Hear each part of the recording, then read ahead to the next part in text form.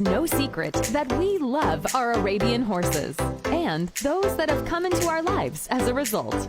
From the everyday amateur to the professional trainer, AHT Talks is here to chat about the latest happenings, get to know some of our favorite individuals, and answer some of the questions we're all eager to know. Now, here's our host, Laura Ames. Good afternoon, everyone. I'm honored to have Julie Daniels with us this afternoon to discuss her involvement in the Arabian horse industry. And from what I can tell, from an outsider looking in, she's put an amazing lesson program together. And I think that's something that other farms in our industry probably, she could be the model for some of us to follow in how to put a lesson program together. But before we get into that, I want to just thank our sponsors today for allowing this to happen. Jarvis Insurance, Oak Ridge Arabians, Braydon Arabians, Conway Arabians, and Cedar Ridge Arabians.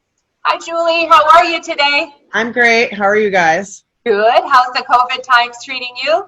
It's not been the worst for us. We live in a state where it's outside, great weather. We're considered outdoor recreational, so we've been able to keep going a little bit. Yeah. Things are definitely getting better now. Well, that's great. Julie, why don't you start out telling us, how did you get involved with horses and particularly Arabian horses? So my mom was into horses from the get-go. My dad bought her a horse when they got married in their 20s, and she got into the Arabian horses. She trained a little bit, not much, but trained at a small level and had a kid program like myself.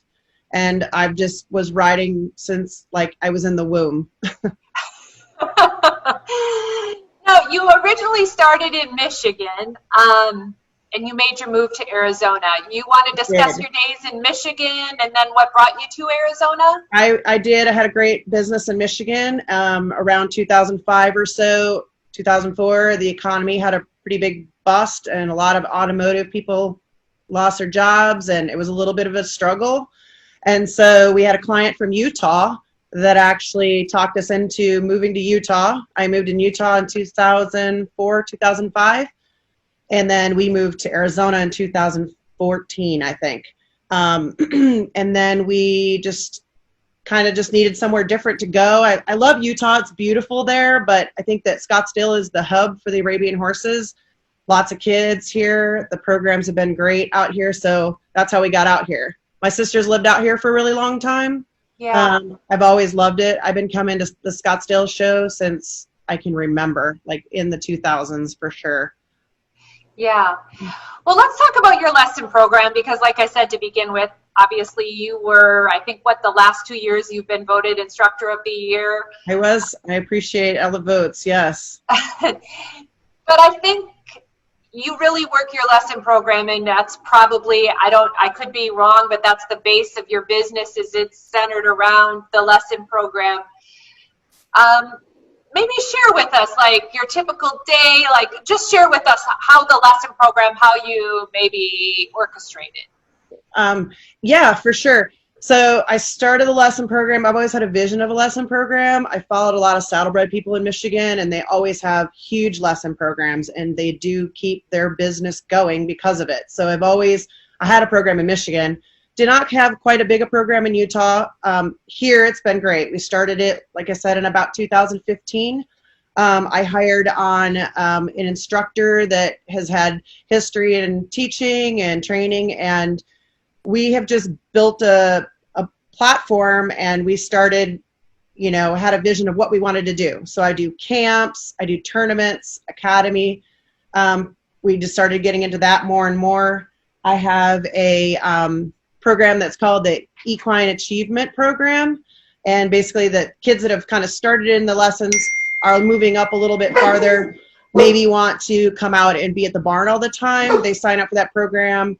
They help the younger kids in camp, and they help kids that are younger in age, like brand new kids. We use them as spotters in our lesson program. So then they earn points, and we call them carrots. And when they earn so many, they get free rides. So we just kind of keep building our program that way, and it's been great. So obviously, I think Scottsdale is a great area to do lessons because obviously probably there's probably more people in the area that can afford to do it. Horses Sure. seem to have a strong love. How do you go about your marketing with your lesson program? So I can't thank social media enough, but I hate it at the same time. But social media is a big thing. You can't just be on social media and be there as a page. You have to actively be working it, as any big business does with social media. We're on 3 or 4 different formats and platforms, and we constantly are doing all the things you're supposed to do to build the social media. And everything comes from that. Like 100%. I'd say 95%. 5% is probably referrals, but things, we do promotions, we do giveaways, we do videos, the things that you see a lot of people doing now that they're stuck home because of COVID. Everybody's being forced to do it, right? Maybe everybody's afraid to do it. Those are the things that you need to do. Yeah. Like, for sure, our business comes from that. I do a lot of other things, I guess, too, but mostly that. Like, I will do events or places like I do Barrett Jackson. I sit at their table every year for our Scottsdale club, and we hand out flyers all day long. Or, I do a lot of print stuff that gets handed out wherever we can. We send it to schools, things like that. Yeah. So with starting your lesson program, like, how many lessons do you give a week? How many lesson horses do you have? Share a little bit about that. Okay, so we started with just, 1 lesson horse, but now we have, I think, 7 lesson horses. We probably do about, depends on the weather and, of course, now COVID, but we do anywhere from 50 to 70 lessons a week, and growing. We get new customers every week. I'm struggling putting it out there. I need another instructor. That's hard to find, for sure. Everybody's kind of looking for one.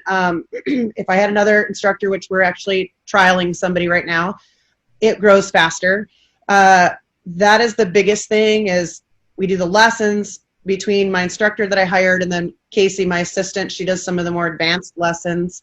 Now we're pushing into group lessons, which is a great way to make more money for your business. Gets people used to riding a little bit differently. So that's your key, finding, enough instructors, but that's how many we have now. So a question for you, just because I, as a kid, started in a lesson program. We have a lesson program at our farm, and I believe they're the backbone of our industry, but they're a time commitment, I feel, and when you say like instructor, there's a difference between an instructor and a trainer. Yep. So if you were to say, like, say I'm going to come to your farm, how do you introduce the Arabian horse and take them through the steps to become, It's definitely key to your instructor. Like, I know this is another question, but like hiring the right instructor, anybody that's starting a program, is key. That person has to be a salesman, has to be people friendly, love kids no matter what. And that is the easiest, best starting stepping stool. Okay, so now those people are in the program, and that instructor helps sell that program forward. They have to be good with that, for sure. So how do you take them, and we may, just because we're on this topic, go off a little bit the order, but how do you take them? I think the hardest thing for people is, how do you take them from, okay, we're going to spend $100 on lessons, to, okay, now we're going to go buy a $5,000 horse and we're going to go to a horse show. Yeah. How do you tell us the steps and how you do that? So again, learning from the Saddlebred, they do that academy program that we're starting to try to do in the Arabians. And I can't emphasize enough for people that are doing lesson programs in the Arabians to start doing that. I created a smaller version of it within my own property. We call them tournaments. We call them silver syrup tournaments. So once a month, weather permitting, we do an in-house tournament, and it's only our kids, and they sign up. Each kid pays to come. They each get 2 classes. It's very similar to the rules and the way that they do academy, but it's just all in-house. So then you have the parents come, the kids come, and they compete. I have their own schedule for it, and they compete right amongst the other lesson kids in our program. During that time, I have what we call our show kids, we call them our performance kids. And those kids will demonstrate something from a horse show. We'll either run a class, or they'll bring a costume horse out, or they'll do something. I end up on the PA the whole time, just trying to educate them on what it's like to go forward. You're going to get those people that are coming and say, no, I'm not showing. It's too expensive. But if you have a stepping stone type of program, their kids are going to get hooked. And if they can do it in one way or another, they'll make it happen. I'm a little bit off topic with this, but I'm going to say that we have a sponsorship program that we do. And so if there are kids that can't afford it, we put them in that program. And I have throughout the year, people call me and say, I want to sponsor a kid for a year, or I want to sponsor a kid for a show, or if I just have a little bit of money, I want to do a little sponsorship. It depends on the value. We'll sponsor a kid that's in the lesson program and let them do all the tournaments. Or if they're ready to move up to academy, they'll sponsor a year of academy, or maybe it's just one show. And we try to make it available for everybody of all, like, you know, everybody that, no matter what they have a budget for. But the tournaments are key. And that is a great idea. I think the tournaments, the building, because that's obviously a stepping stone to, you start there, then you go to a horse show. They come to the tournaments with we don't put any type of show pressure on them. It is just a fun, great way for them to get used to riding with other horses. It's good team building, what have you. And you wouldn't believe the response from it. Like, the parents are asking questions. After 2 or 3 of them, the kids want to keep coming. How do we do more? Where do we go from this? Can we lease a horse, etc.? And I think that's something you're good at. I think if I was going to say, when I look at your program or what you do, you're really good at taking and finding maybe not the most expensive horse, or maybe a horse that's had a problem, and turning it into working out into your scenario. How do you go about that, Julie? It's been my question that everybody in this industry has asked me. Always. When I was a kid, we couldn't afford great horses. My mom had a bunch of kids, and I got, the crappy, whatever we could find.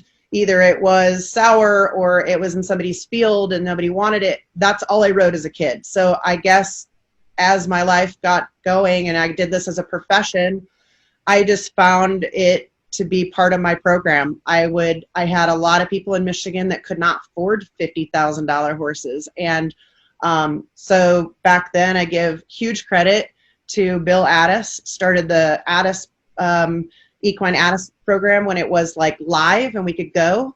And I could go there as a trainer, buy some horses at a decent amount of money, bring them home for people, and be very successful for them. And back then, the horses went for a lot more money than, unfortunately, they kind of go with the online stuff, but they still were a lot cheaper than the market. So I just could find something for somebody, and it's always been my thing. Of course, my biggest thing with that is you have to, going forward, when you sell that horse, to be honest, 100% honest. I have to tell whoever I'm selling that horse its history, what I think it's good for. I make sure the rider, I think, fits that horse now that it might be straightened out or it's happy or whatever its plan was. Because if I sell it just to anybody that wants to buy it, I didn't do my job, because now the horse may revert right back to where it started when I got it. So my biggest thing when I sell horses is I'm honest as I can be from everything about them.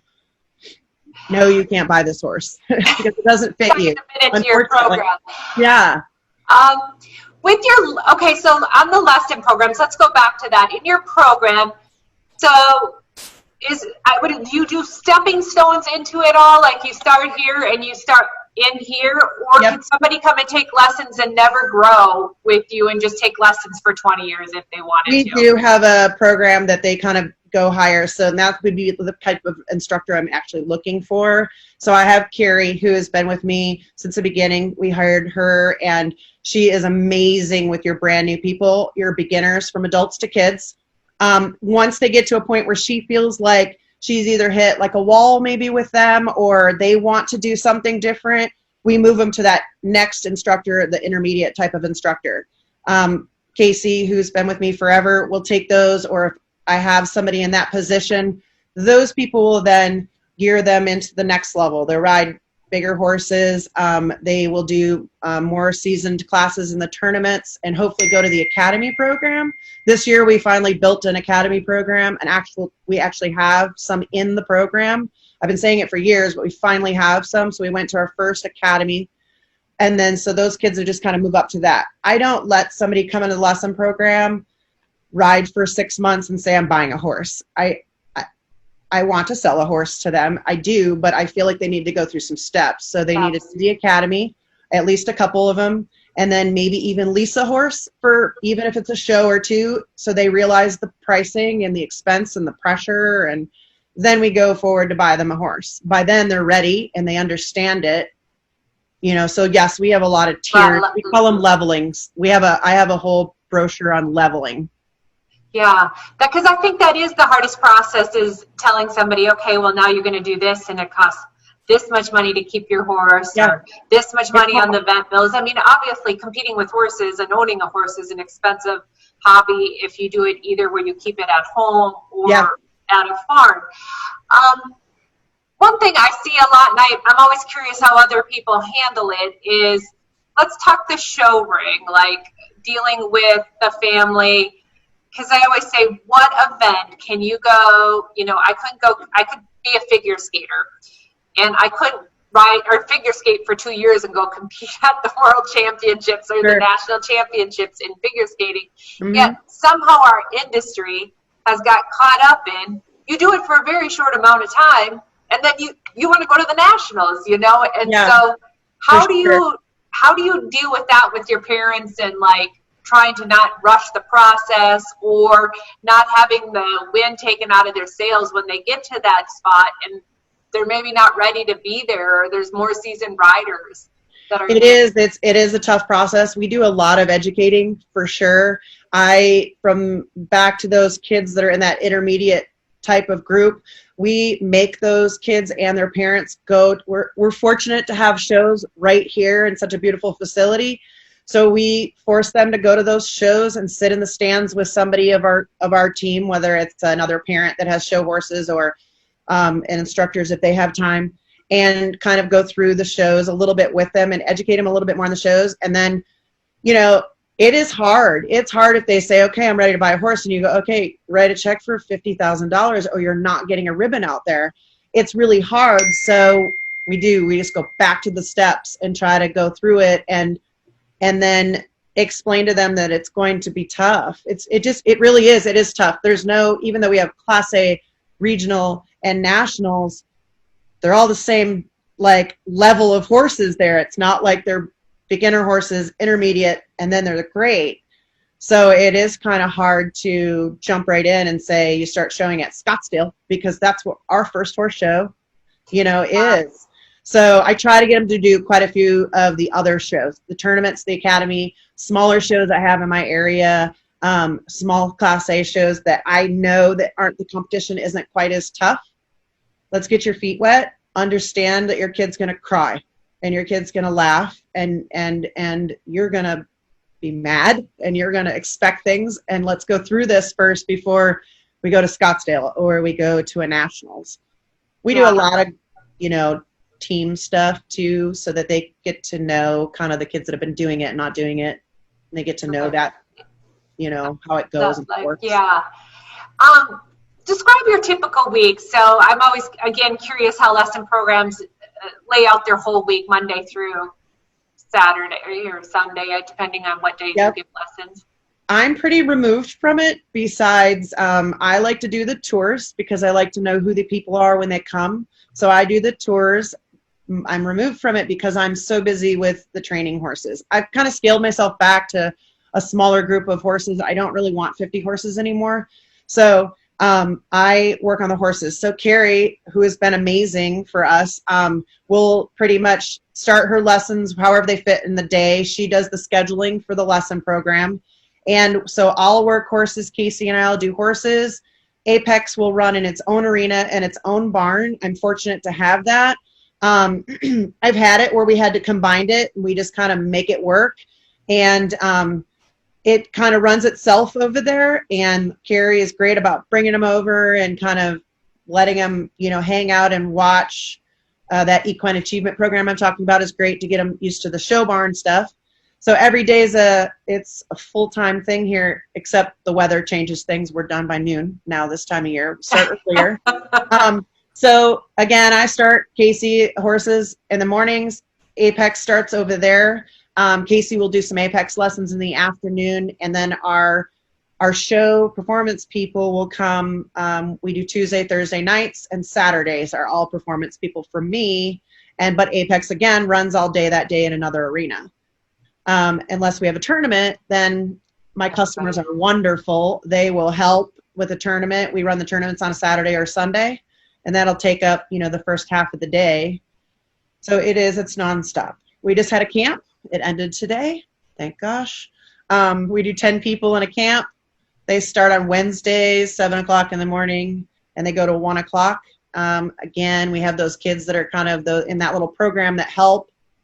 Those go work themselves all day long in the offices, or we're fortunate to have a whole Apex room here, so they can do some teaching in there while we're working show horses in the other arena. About your day, and to just both run separately. It does. I think I'm lucky that way. Kelly is a great friend of mine, and Kelly Budd, and I recently was at her place, and they have an indoor arena, and she has the same very similar structure to me, but theirs is running kind of the same time they're working horses in that indoor arena.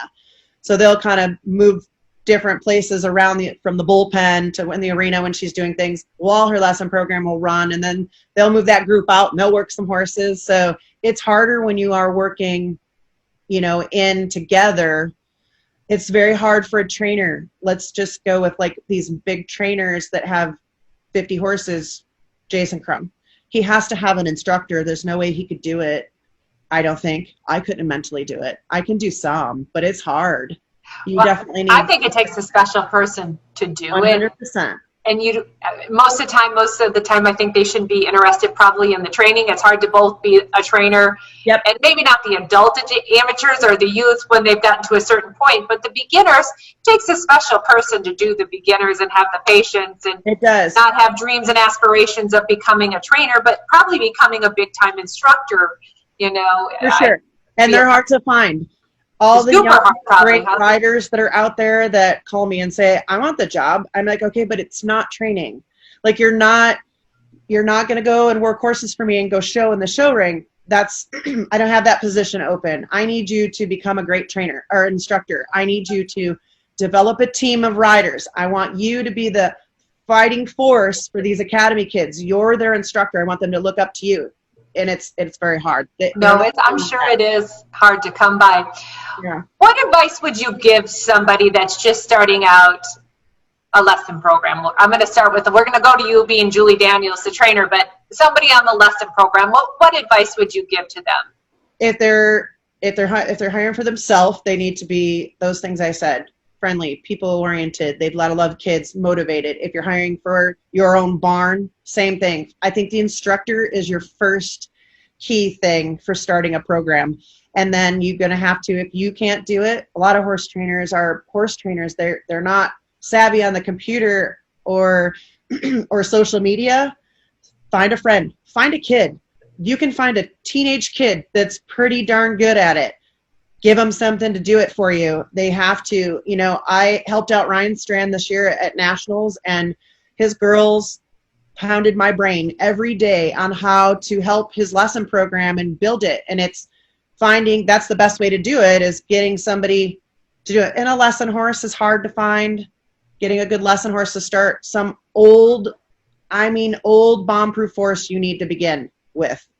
Yeah. Safety is most important. So a safe horse, enthusiastic instructor, and somebody that can get your social media platform going. Sure. Most important. One last question on that. The lesson horses, where do you go about finding your lessons? They're hard. I want to stay true to our breed. I do have a quarter horse. I'm not going to lie. But I want to stay really true to the breed, and it's really hard to find them. You want an old show horse, to be honest. You want an old show horse that is safe. You can crawl up, crawl down. You can turn your back and know they're not going to spook. I have an unfortunate situation. My arena sits right on Dynamite. It's a big, busy road. I see cars, trucks, plastic bags. They all go by. Our horses have got to be used to it. So it's really hard. I'm always putting it out there. I'm advertising. I need a lesson horse. I need a lesson horse. We're all looking for the unicorn. I think I've just been lucky. I'll have somebody call me and say, look, I have this great show horse. Actually, one of our best lesson horses, he would be an intermediate horse, is Spirit of Fire. Alexa, 4 years ago, said, look, he's retired. He's doing nothing. I have no idea if he'll be a lesson horse. I'm going to tell you that he doesn't stand still and he doesn't do this. And he's been a great show horse for years, as we all know. We gave him a try. And so he's been retired here. We do use him for some shows. He's a huge implement. I have 3 horses that have been retired national champions for lessons. Those are the hard ones to come by, but when they're ready to do it, I ask owners and trainers, if those are standing in your barn, he is the happiest thing possible. He still gets all the same amazing vet work, and 5,000 kids pamper him all day long. It's an amazing thing to donate your horse to a program. I don't own him, but I take care of him for them, so that's my best type of horse, is the retired ones, the show ones. Yeah. A lot of my horses have went into our lesson program, and I always get a kick out of it because we'll have a fun show. And if one of the kids gets to show one of the show horses at the beginning of the day, well, they got a great experience going on. But if you're going to show them at the end of the day, they've had it. And they're usually in the lineup parked up and had enough of it. Our tournaments can be scary. They can be really scary. Like all of a sudden the show horse is like, oh, we're at a horse show. And they're picking it up a little bit. But it's how they learn, right? It's how they get better. Yeah.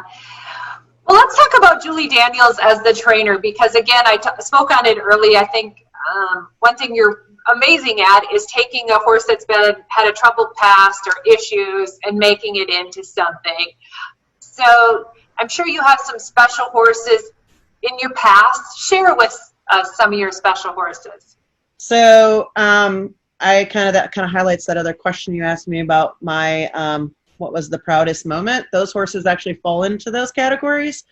A lot of people know this horse. JM Admiral Spirit was a handful, to say the least. You can ask all the trainers that had him before me.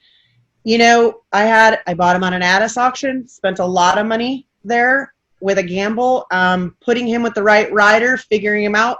I guess my key to those horses is I always try to listen to the horses. I know that's like not what our normal day-to-day is. We teach them how to act like we want them to act, but I try to listen to them, and I love that horse. He was like my heart horse, and all it was for me was an everyday challenge to figure out what made him happy and how I could get him through the ring and get a kid through the ring. He, after 2 years or so had a different rider with him first and second rider. They got along pretty good.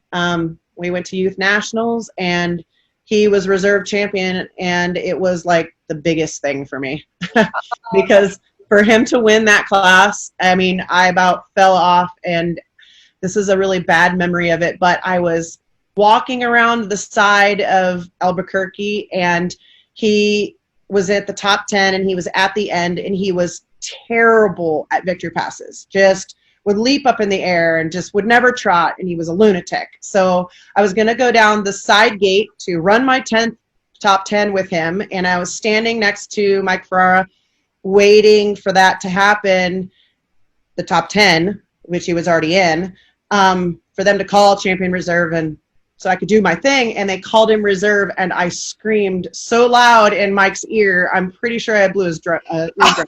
So that was a big one for me. I love that horse. And then, the horses that you get your first national championship one with, R.A.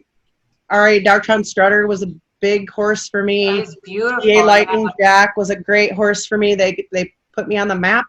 And then going forward later on, I'd have to say Turn It Up. Robin Porter's friend of mine. I grew up with her sister. We were great friends as kids. And we were at nationals, and she was like, it's going to the pasture. And I'm like, well, let me take him home. Let me go play with him. You know, they had a lot of trouble. He's very troubled in the show ring. And she's like, I'm just going to go turn him out. And I said, well, I'll take him home. I took him home from nationals, and I played with him, and he was scared of every little thing possible. He would kind of go in the ring and turn around. His barn name became Turner. And I just found the right kid in the right situation. We bought him, and he went on to win 3 national championships for us in specialty classes. He was reserved. I see a trophy sitting behind you. That is his, actually. Yeah, it is his.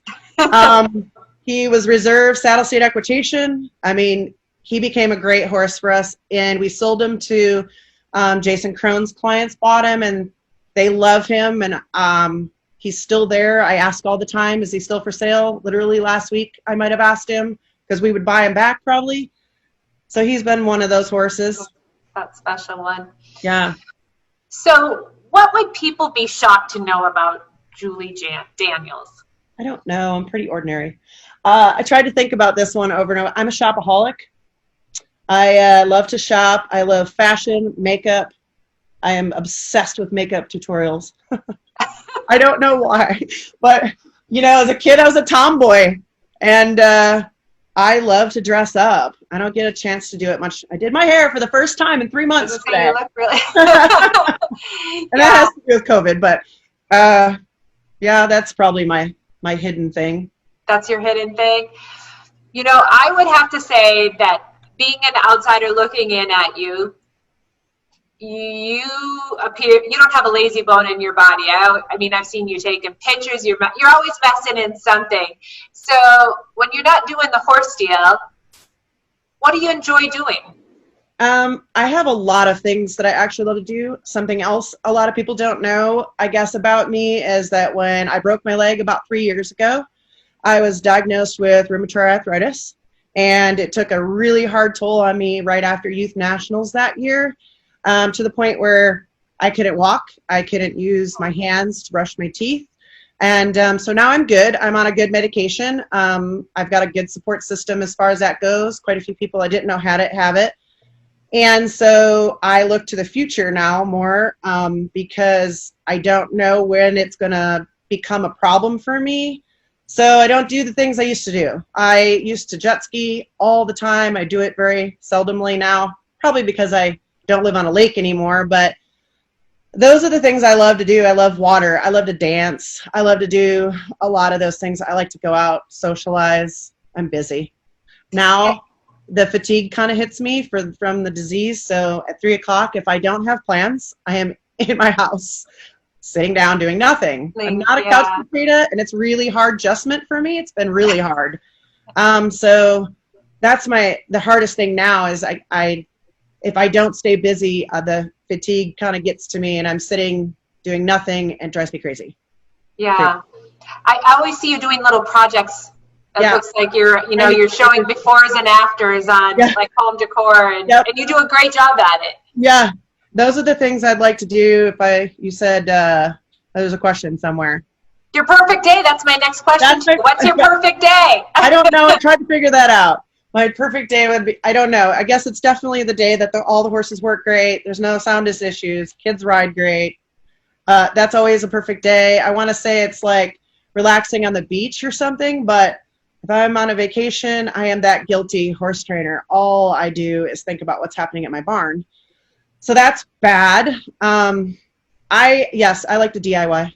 So in another life, that's a question, I think. In another life is I would flip houses, and I don't know. I definitely would probably do that. Marketing, I would have gotten into marketing if I never was a horse person. I think that would be my other thing. I love to do that kind of stuff. I am coming up with things to do all the time. I was going to say, you're always dabbling in something. Like I said, I've seen you with a camera. I've seen you doing your social media, website stuff. You got your hands into it at all. There's not a lazy bone in Julie Daniels' body. That's for sure. I need to learn to slow down. They tell me that it's going to catch up to me with this extra thing in my life. But Right now, I don't feel like I need to, so I try not to. So you try not to. Well, in closing, if you were to foresee in 5 years from now, or what is your hopes? Where is Julie Daniels with your lesson program, your training operation? Where do you hope to be in 5 years? So, knock on wood that I still feel comfortable to ride horses and I don't get that bad with this. I would love for my lesson program to probably triple, maybe 4 times in size, to the point where that would actually be my retirement plan. So that's supporting me, and I would just supervise it. I would have 3-4 lesson people, and I would run that program. That program would facilitate my training program, and the day that I can't do that, or I'm tired of it or whatever, I would probably hand it down to Casey. She's been with me for 12, 13 years maybe now. That's a long time in this industry. Yep. Good kid. She does a great job, and I think that, she could become the trainer of Daniel Training Center, and I would just kind of oversee it. I don't think that's in 5 years, but that's our goal, is so that when that time comes, that lesson program is paying for itself. It's, paid for the business, and then it's pushing more and more people into our industry, and then the training horses go from there. I can say that my program is not, I don't get a whole lot of people that come from other trainers. My program for years has been built off what I've built in the lesson program. I'd say 85% of my training program is people that have come up in my lesson program one way or another. That's you can be proud of that, because it's easy for people to jump from one barn to another, but it's not easy to start them and get them to that point. So it's obviously, it's been an odd year for everybody. Everything's such a big question mark. What do you guys got upcoming, or I know you're planning on going to youth? Do you have anything you're going to try to do before youth? Or no, we were hoping for Region 8, and it got moved to August. I'm not 100% sure if the California regionals are going to happen, but we made the decision because youth is a lot longer in July, and we are taking 3 or 4 kids that have never shown at that big of a show yet. Plus, we're taking 3 of the experienced rider kids to youth. We've decided that June is just going to be a boot camp. We're just going to get everybody as prepared as possible, and go to youth in July. That's kind of our plan. We do a couple fun things here and there. We all went kayaking the other day as a farm and stuff like that. We have a big birthday party here tomorrow on Sunday for one of the kids, because they've all kind of been quarantined together here. So, but that's our focus is youth. We're taking 17 horses, and oh my, yeah, right. It's busy. That's busy. Yeah. There. Wow. So we're excited. We're excited for the brand new. Our academy kids are the ones that are going to go do the experience classes, and we're happy for them, and we can't wait to go. So this month is going to be a lot of training, and some of the kids are doing some sponsorships and trying to raise money to go and things like that. So we'll work on some things like that with them. And that's about it. Well, awesome. Well, thank you, Julie, for taking the time today to visit with us. And I know I'll for sure see you at youth.